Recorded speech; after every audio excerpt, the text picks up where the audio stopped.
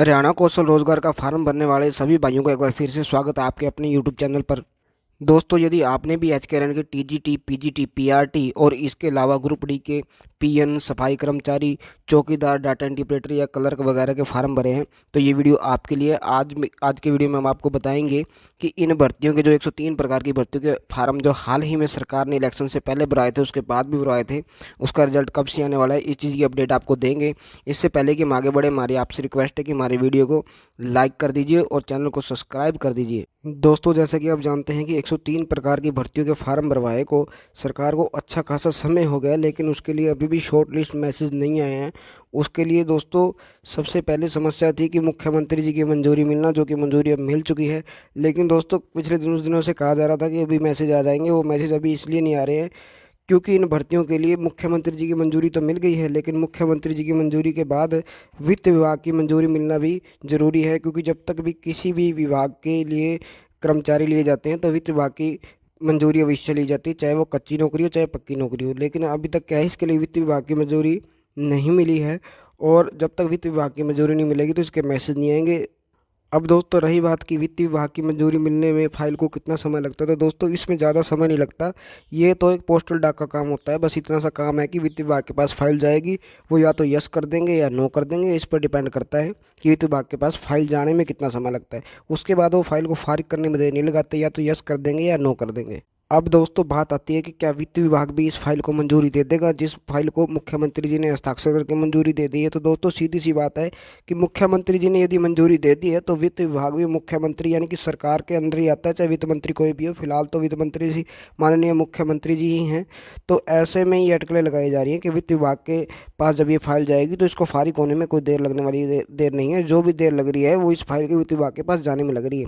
जैसे ये फाइल वित्त विभाग के पास जाएगी वैसे ही तत्काल इसको मंजूरी मिल जाएगी, और जैसे इसको तत्काल मंजूरी मिलेगी तो एक एक करके जो पोस्टें हैं, जो भी उनका पैटर्न बनाया जाएगा, भी पहले बड़ी पोस्टों के लिए शॉर्ट लिस्ट भेजनी या फिर छोटी पोस्टों के लिए धीरे धीरे करके उनके क्या ज्वाइनिंग लेटर एकदम से आने शुरू हो जाएंगे। और साथ के साथ क्या है, आपकी हफ्ते से 10 दिन, जो 11 दिन का जो इनका पीरियड होता है भी, इनको ज्वाइन कराना होता है, नहीं तो वो लेटर रद्द हो जाता है, ज्वाइनिंग लेटर। तो उस हिसाब से जो आपकी क्या है, चयन की प्रक्रिया शुरू हो जाएगी।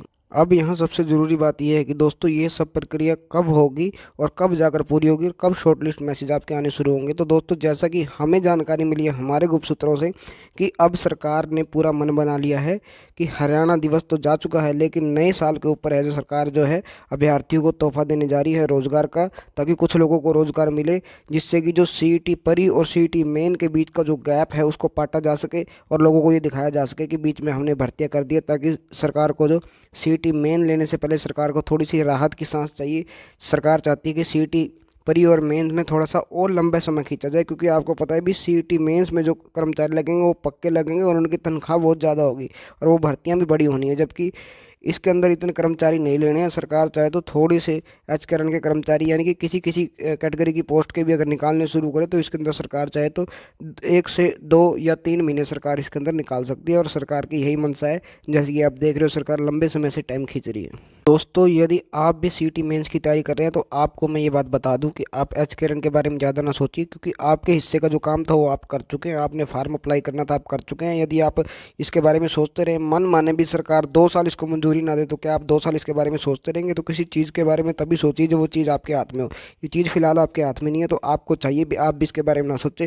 आपके हाथ में क्या है, यदि आपका सीईटी पर ही अच्छा हो गया तो आप मेंस की तैयारी कीजिए। यदि सीईटी पर ही अच्छा नहीं हुआ है तो आप ग्रुप डी की तैयारी भी कर सकते हैं, क्योंकि ग्रुप डी के एग्ज़ाम अवश्य ही होंगे। क्योंकि सरकार को पता है भी सरकार बच्चे को रिपीट करेगी, तभी जाकर ही सरकार ने जो आंकड़ा दिखा रखा है हमने इतने पक्के कर्मचारी लेने हैं, तभी वो पूरा कर पाएगी। सभी को तो नियुक्ति देते नहीं है।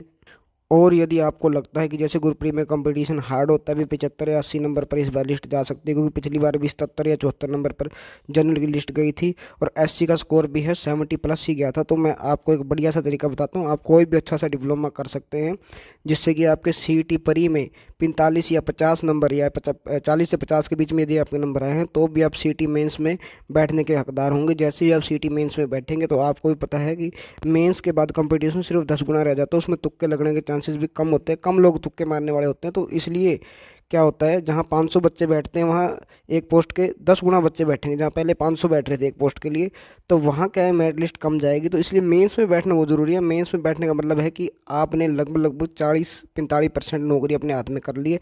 तो मेंस में बैठने के लिए आपको कौन कौन से डिप्लोमे करना ज़रूरी है, यदि आपके पास इस चीज़ की नॉलेज नहीं है और आप चाहते हैं कि हम आपको बताएं कुछ एक ऐसे डिप्लोमे जो कि सस्ते भी और किफ़ायती भी हो, तो हमारे चैनल को सब्सक्राइब करके वीडियो को लाइक कर दीजिए और कमेंट कर दीजिए। हम जल्दी ही आपके लिए इस बारे में एक वीडियो लेकर आएंगे।